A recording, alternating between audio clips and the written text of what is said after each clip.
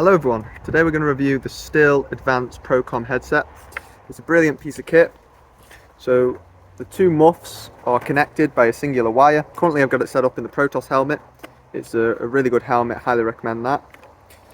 But it can go on a variety of helmets, the Stihl specific helmets, the Petzl helmets that are quite popular. Just check that it will fit. So on the Protoss, to get them to fit, it's got a little extra bracket, the 3M bracket. It's about £15, so you will have to buy that to get it to fit.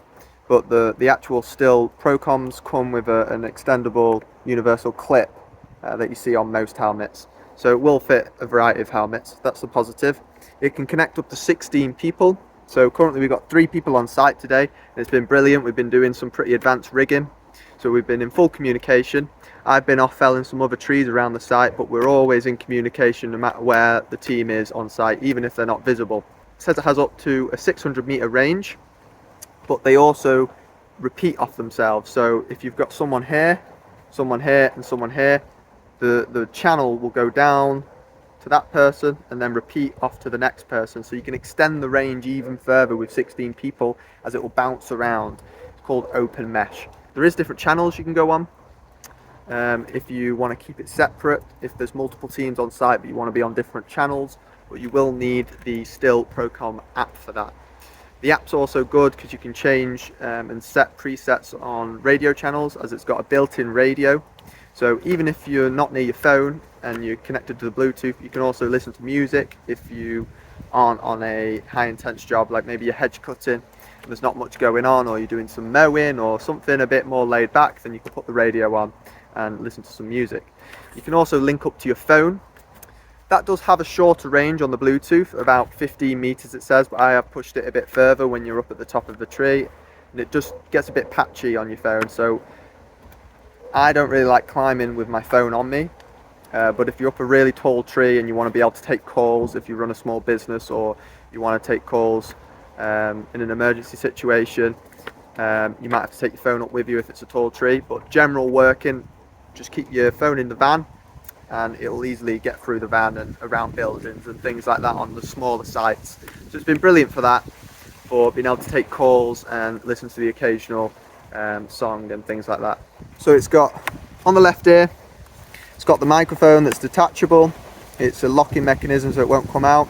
You've got the on-off power buttons.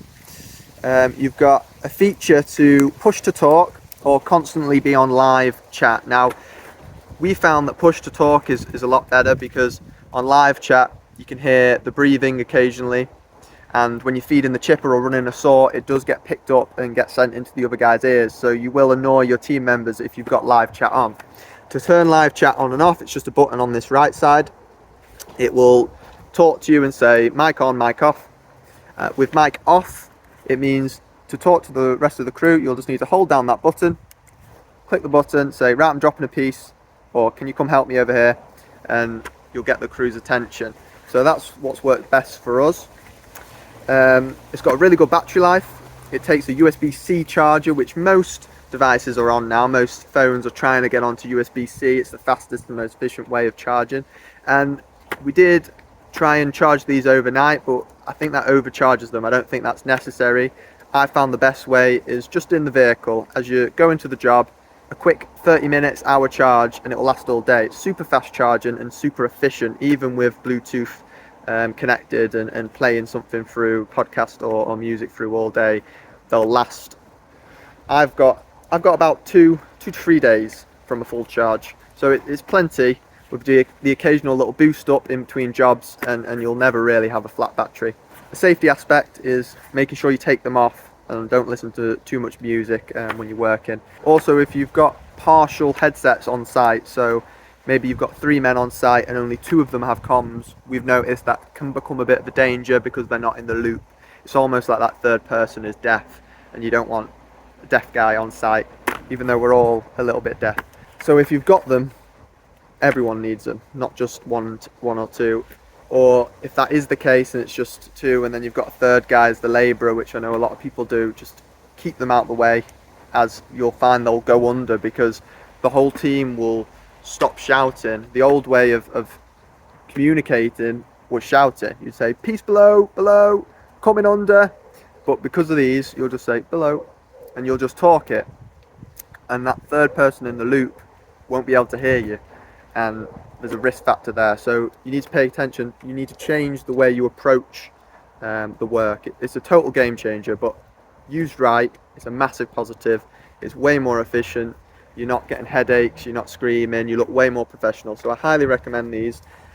So a little bit to do with the specs. They are spec'd to 32 SNR, so a noise reduction of 32. That does make these chipper spec. There's a lot of other headsets. So the Protos made headsets, I believe they're a singular muff with a microphone on. They're spec'd, they're a climbing headset, so they're spec'd for a lower noise reduction. So they can't be used when chipping. But these are chipper spec. The only thing I found with them is I don't actually think they're as high as they spec. Maybe I just need to play around with it a bit more, but I've used these for a couple of weeks now. I'm just not getting the same amount of protection as I was getting with the 3M earmuffs, chipper spec 3M earmuffs that are really good with this Protos helmet. So I would say that the 3M muffs are more protective, and they may look thick, but a lot of this thickness has got all the components inside. It's not all hearing protection. So they may look big and bulky and that they'd really protect your ears, but a lot of that is electronics. But overall, apart from that, they are a really good headset, and it's not terrible. It's just not up to the standard of 3M, and these are around 300. So for the money, these are a really quality, well built, well put together headset that I highly recommend. So Stihl have done really well there. They're definitely worth the money. If you work with the same guys every day, they're definitely worth the money. But like I said, everyone on site almost needs them, and you just need to change your approach. But it's a quick learning curve. We've had a wide range of people that have used them, from 18-year-olds to 45, 50-year-olds, and they all get the hang of it really easy. It's not hard to learn. Once you've used them for about 30 minutes to an hour, you'll pick up how to use it. So it's really, really easy learning curve to get efficient with them and get them working and making the job easier for everyone on site and looking more professional. So I definitely recommend them. I hope that's helpful for anyone who's thinking about buying them. I'll just put it on my head so you have a quick idea of what it looks like. You can't fold them back like you can do with the climbing ear muffs. So it's not too ridiculous. The microphone's not too long. You can increase or decrease the sensitivity of the microphone on the app.